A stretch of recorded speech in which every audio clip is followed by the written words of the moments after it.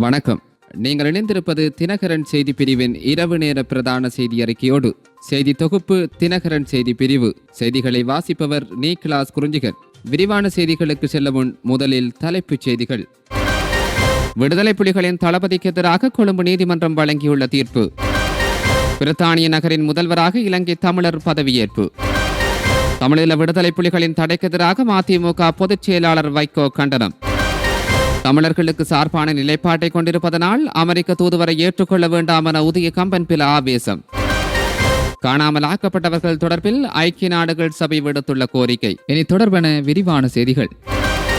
காணாமலாக்கப்பட்டிருந்த விடுதலை புலிகளின் அரசியல் துறை பொறுப்பாளராக செயற்பட்ட எழிலன் வழக்கின் தீர்ப்புக்கு எதிராக கொழும்பு மேன்முறையீட்டு நீதிமன்றத்தில் ராணுவம் தடை உத்தரவை பெற்றுள்ளதாக ஈழத்தமிழர் சுயாட்சி கழக தலைவர் அனந்தி சசிதரன் தெரிவித்துள்ளார். லங்காசிரியின் ஊடரப்பு நிகழ்ச்சியில் கலந்து கொண்டு கருத்து தெரிவிக்கும் போதே இவ்வாறு தெரிவித்துள்ளார். உள்நாட்டு பொறிமுறைகளை நம்புங்கள் என கூறப்பட்டாலும் அதிலும் நாங்கள் நீதி கிடைக்காத மக்களாகத்தான் இருக்கிறோம் என குறிப்பிட்டுள்ளார். அதனால் தான் சர்வதேச நீதியை நாட வேண்டிய நிலை காணப்பட்டதாகவும் ஆனால் சர்வதேசமும் எங்களை வைத்து அரசியல் செய்கின்ற ஒரு நிலை உள்ளதாகவும் அனந்தி சசிதரன் கவலை வெளியிட்டுள்ளார்.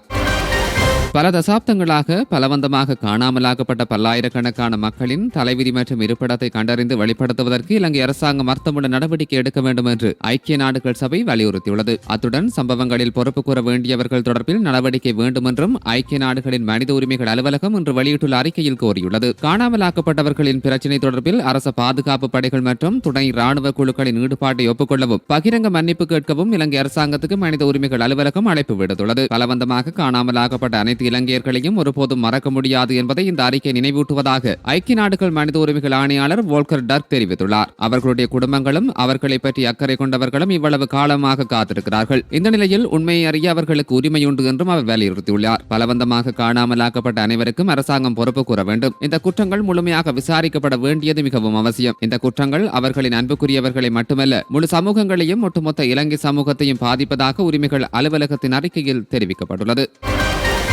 நுவரெலியா சீதியம்மன் ஆலயத்தின் மகா கும்பாபிஷேக பெருவிழாவை முன்னிட்டு இன்று கொழும்பு மயூரபதி ஆலயத்தில் சிறப்பு பூஜை வழிபாடுகள் இடம்பெற்றன. இந்த பூஜை நிகழ்வுகளில் முன்னாள் ஜனாதிபதி மஹிந்த ராஜபக்ஷ, எதிர்க்கட்சித் தலைவர் சஜித் பிரேமதாச மற்றும் இலங்கைக்கான இந்திய உயர்ஸ்தானிகர் சந்தோஷ்யா மற்றும் சபாநாயகர் மஹிந்த ஜாப அபேபத்தன் உள்ளிட்ட அரசியல் பிரமுகர்கள் பலர் கலந்து கொண்டிருந்தனர். ராவணன் சீதையை சிறைவைக்க இடமாக கருதப்படும் வரலாற்று சிறப்புமிக்க நுவரெலியா சீதாயலிய சீதியம்மன் ஆலயத்தின் மகா கும்பாபிஷேக பெருவிழா எதிர்வரும் ஞாயிற்றுக்கிழமை நடைபெறவுள்ளது. மேற்படி கும்பாபிஷேகத்தை முன்னிட்டு தமிழகத்திலிருந்து வந்துள்ள ஆலய கோபுரங்களுக்கான கலசம், அயோத்தி சடாயு நதி தீர்த்தம், நேபாளத்திலிருந்து சீதி அம்மனுக்கான சீர்வரிசை பொருட்கள் யாவும் கொழும்பு மயூரதிபதி ஆலயத்தில் வைத்து காலை 8:30 மணியளவில் விசேட பூஜைகள் நடத்தப்பட உள்ளது. பின்னர் ஊர்வலமாக டிக்மன் வீதி, காளி வீதி, காளி முகத்திடல், கோட்டை வழியாக கொழும்பு 11 முதலாம் குறுக்கு தெரு, சம்மாங்கோடு ஸ்ரீ கதிர்வேலாயுத சுவாமி ஆலயத்திலும் வைத்து காலை 9:30 மணியளவில் வரவேற்பு மரியாதை பூஜை நடைபெற உள்ளது. அதனையடுத்து செட்டியார் வீதி, முத்து விநாயகர் ஆலயம், கதிரேசன் ஆலயம் என்பவற்றிலும் பூஜை மரியாதைகளை ஏற்றுக்கொண்டு ஜெம்பட்டா வீதி வழியாக கொட்டான் சந்தியூடாக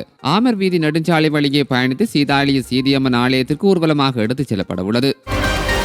பிரித்தானிய நகரம் ஒன்றின் புதிய முதல்வராக இலங்கையிலிருந்து ஏதிலியாக சென்ற தமிழர் பதவியேற்றுள்ளார். தொழிற்கட்சியின் உறுப்பினரான இளங்கோ இளவலகன் என்பவரே இப்சிஸ் மாநகர முதல்வராக தெரிவு செய்யப்பட்ட நிலையில் பதவியை ஏற்றுக்கொண்டுள்ளார். நான் இன்று மிகவும் மகிழ்ச்சியாக இருக்கிறேன். இந்த பெரிய நகரத்தின் முதல்வராக இருப்பதில் மிகவும் பெருமைப்படுகிறேன் என்று இளவலகன் கூறியுள்ளார். இவருக்கான வேட்புமனுவை சபையின் தலைவர் நீல் மெக்டோனால்ட் முன்மொழிந்துள்ளார். போர் மற்றும் துன்புறுத்தலில் இருந்து தப்பியோடி ஒரு ஏதிலியின் இந்த அறிவிப்பு ஒரு புதிய வாழ்க்கையை உருவாக்கி இங்குள்ள சமூகத்திற்கு அவர் பங்களித்த ஒரு செய்தியை எடுத்துச் சொல்லும் என்று அவர் கூறியுள்ளார். கடந்த புதன்கிழமை இடம்பெற்ற இந்த பதவியேற்பு போது இப்சிச் இந்து சமூகத்தின் உறுப்பினர்கள் பலரும் அதில் கலந்து கொண்டுள்ளனர். இந்நிலையில் இந்து ஒருவர் முதல்வராக வருவது நகரத்தின் பெரும் பன்முகத்தன்மையையும் பன்முக கலாச்சாரத்தையும் காட்டுகிறது என்று நகர இந்து சமாசத்தின் தலைவரான சச்சின் கராலே கூறியுள்ளார். முன்னதாக இலங்கையை விட்டு வெளியேறிய இளவலகன் இந்தியா, உகாண்டா மற்றும் ருவாண்டா ஆகிய நாடுகளில் பணிபுரிந்த பின்னர் இங்கிலாந்துக்கு சென்றுள்ளார் என்பதும் குறிப்பிடத்தக்கது.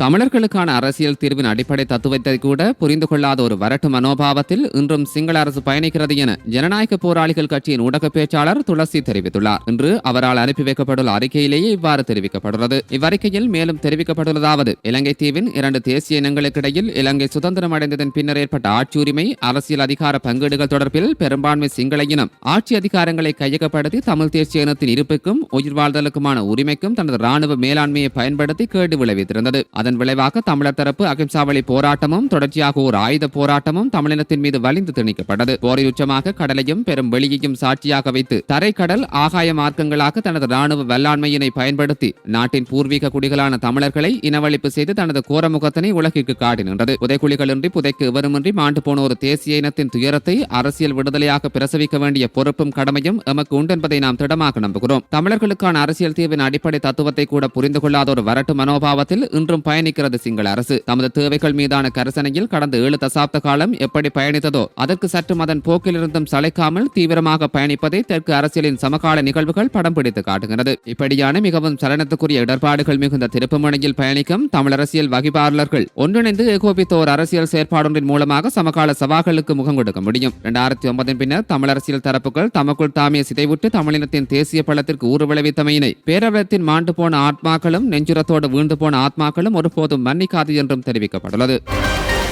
வடக்கு மாகாண ஆளுநர் PSM சார்ல்ஸுக்கும் இலங்கைக்கான அமெரிக்க தூதுவர் ஜீலி சங்குக்கும் இடையில் இன்று சந்திப்பு நடைபெற்றது. வடக்கு மாகாண ஆளுநர் அலுவலகத்தில் இந்த சந்திப்பு நடைபெற்றுள்ளது. வடக்கு மாகாண அபிவிருத்தி செயற்பாடுகள், கல்வி, சுற்றுலாத்துறை, காணி விடுவிப்பு, தீவுகளுக்கான போக்குவரத்து வசதிகள், தொழில் வாய்ப்புகள், முதலீட்டு நடவடிக்கைகள் உள்ளிட்ட பல விடயங்கள் தொடர்பில் இதன்போது கலந்துரையாடப்பட்டது. கால்நடை உற்பத்திகளை மேம்படுத்த வேண்டியுள்ளதாகவும் இயந்திர தொழில்நுட்ப பயன்பாட்டை மக்கள் மயப்படுத்த வேண்டும் எனவும் இதன்போது ஆளுநர் தெரிவித்துள்ளார். காணி விடுவிப்பு, விடுவிக்கப்பட்ட காணிகளுக்குள் மக்கள் பிரவேசிப்பதற்கான வசதிகள் தொடர்பிலும் அமெரிக்க தூதுவர் ஆளுநரிடம் கேட்டறிந்து கொண்டார். ஜனாதிபதியின் வழிகாட்டுதல்களுக்கு அமைய காணி விடுவிப்பு நடவடிக்கைகள் முன்னெடுக்கப்பட்டு வருவதாக ஆளுநர் தெரிவித்திருந்தார். அத்துடன் அண்மையில் விடுவிக்கப்பட்ட காணிகளுக்குள் பிரவேசிப்பதற்கான வீதிகள் உரிய நடைமுறைகளையும் பின்பற்றி திறக்கப்படுவதாகவும் ஆளுநர் கூறியுள்ளார். மேலும் வடக்கில் காணப்படும் உற்பத்திகளுக்கான சந்தை வாய்ப்புகளை பெற்றுக் கொடுக்கக்கூடிய கண்காட்சி செயற்பாடுகளுக்கு ஒத்துழைப்பு வழங்குமாறும் இலங்கைக்கான அமெரிக்க தூதுவரிடம் ஆளுநர் கேட்டுக் கொண்டுள்ளார். வடக்குக்கு தேவையான ஒத்துழைப்புகளை வழங்க தயாராக உள்ளதாக தெரிவித்த இலங்கைக்கான அமெரிக்க தூதுவர் மாணவர்களுக்கு இலவச ஆங்கில மொழி வகுப்புகளை ஆரம்பிக்க உள்ளதாகவும் அதற்கான ஒத்துழைப்புகளை ஆளுநரிடமிருந்து எதிர்பார்ப்பதாகவும் தெரிவித்திருந்தார். 27 வருடங்களின் பின்னர் அமெரிக்க அமைதி காக்கும் கழகத்தின் ஊடாக இலங்கையில் இலவச ஆங்கில மொழி வகுப்புகள் ஆரம்பிக்கப்பட்டுள்ளதாகவும் அமெரிக்க தூதுவர் இதன்போது கூறியுள்ளார். மே 18 தமிழின் அழிப்பு நாளைய தினம் நினைவு கூறுவதற்கு முள்ளிவாய்க்கால் நினைவு முற்றம் தயாராகி கொண்டிருக்கிறது. நினைவு கூறுவதற்கு உங்கள் ஆதரவை வேண்டி நிற்பதோடு அனைத்து மக்களும் தமிழ் தேசிய உணர்வோடு உயிர்கொடையானவர்களுக்கு அஞ்சலி செலுத்த வர வேண்டும் என முள்ளிவாய்க்கால் நினைவேந்தல் பொதுக்கடமைப்பின் இணைத்தலைவரான அருத்தந்தை சக்திவேல் அவர்கள் தெரிவித்துள்ளார். முள்ளிவாய்க்கால் நினைவேந்தல் தொடர்பாக இன்று ஊடகங்களுக்கு கருத்து தெரிவிக்கையிலேயே இவ்வாறு தெரிவித்திருந்தார். இது தமிழ் தேசியத்தின் அரசியலின் அடையாள நாள். அழுது புலம்பும் நாளாக இருந்தாலும் கூட அழுது புலம்புவதற்கு எந்த அரசியல் காரணமாக இருந்ததோ அந்த அரசியலை தோற்கடிப்பதற்காக மக்கள் திரளும் நாளாக நாங்கள் கருதுகின்றோம். எனவே இந்நாள் வெற்றி பெற வேண்டுமெனில் மக்கள் சக்தி அவசியம். எனவே மக்கள் எவ்வித அச்சமுமின்றி நாளை ஒன்று கூடுமாறு கேட்கின்றோம். அதே நேரம் வர முடியாமல் இருக்கின்றவர்கள் முள்ளிவாய்க்கால் நினைவு முற்றத்தில் விளக்கு ஏற்றும் நேரம் உங்களுடைய வீடுகளிலும் கிராமங்களிலும் தீபம் ஏற்றுமாறு நாம் கேட்கின்றோம். அது மட்டுமல்ல, நாளை மாலை 7 மணிக்கு அனைத்து ஆலயங்களிலும் சமய வேறுபாடின்றி உயிர் தியாகமானவர்களுக்கு ஆலய மணியை ஒலிக்கச் செய்து அஞ்சலி செய்யுமாறும் கேட்டுக்கொள்கின்றோம். இந்த அரசியல் பயணமானது சமயத்தினையும் தேசத்தினையும் ஒன்றிணைக்கும் வடக்கு கிழக்கு தாயக மண்ணின் மக்களாக இந்த தேசிய நாளிலே நம்முடைய எழுச்சியை வெளிப்படுத்துவோம். அத்தோடு தேசியம் சார்ந்த அரசியல் சமூகத்திற்கு கேட்க வேண்டும். மீண்டும் இதனை நாளைய தினம் நாம் வலியுறுத்துவோம். முள்ளிவாய்க்கால் 15ஆம் நினைவாண்டு அஞ்சலிக்கான ஆயத்தங்கள் இப்போது ஓரளவுக்கு முழுமை பெற்றிருக்கின்றன. நாளைய தினத்திலே வழமை போன்று நினைவேந்தல் நடத்துவதற்கு மக்களுடைய ஆதரவை நாங்கள் எதிர்பார்த்திருக்கின்றோம். கூடுமான அளவுக்கு அனைத்து மக்களும் தமிழ் தேசிய உணர்வோடு மக்களுக்கு உயிர்கொலையானவர்களுக்கு அஞ்சலி செலுத்துவதற்கு வருமாறு அழைப்பு விடுக்கின்றோம். இது தமிழ் தேசியத்தின் தமிழ் அரசியலின் அடையாள நாள். இது அழுது புலம்புகின்ற நாளாக இருந்தாலும் கூட அந்த அழுது புலம்பலுக்கு எந்த அரசியல் காரணமாக இருந்ததோ அந்த அரசியலை தோற்கடிப்பதற்காக மக்கள் திரள்கின்ற நாளாக என கருதுகின்றோம்.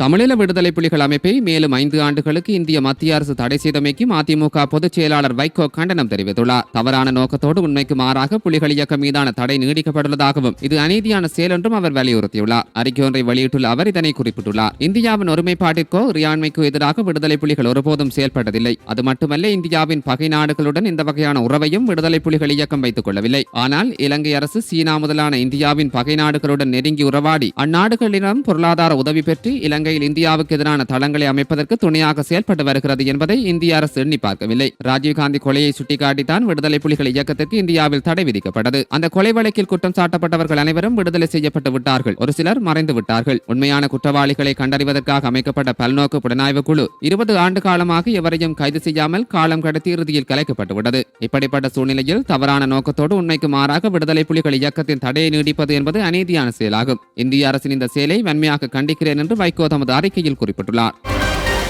இலங்கைக்கான தூதுவர் எலிசபெத்தை அமெரிக்க ஜனாதிபதி ஜோ பைடனின் நியமனத்தை ஏற்றுக்கொள்ள வேண்டாம் என நாடாளுமன்ற உறுப்பினர் உதய கம்பன்பில இலங்கை அரசாங்கத்திடம் வலியுறுத்தியுள்ளார். 2024 மே 9 அமெரிக்க செனட் சபையின் வெளிநாட்டு உறவுகள் குழு எழுப்பிய கேள்விகளுக்கு எலிசபெத் அளித்த பதில்கள் இலங்கை நாட்டின் நிலைமையின் பாதகமான தாக்கத்தை ஏற்படுத்தக்கூடும் என கம்பன்பில சுட்டிக்காட்டியுள்ளார்.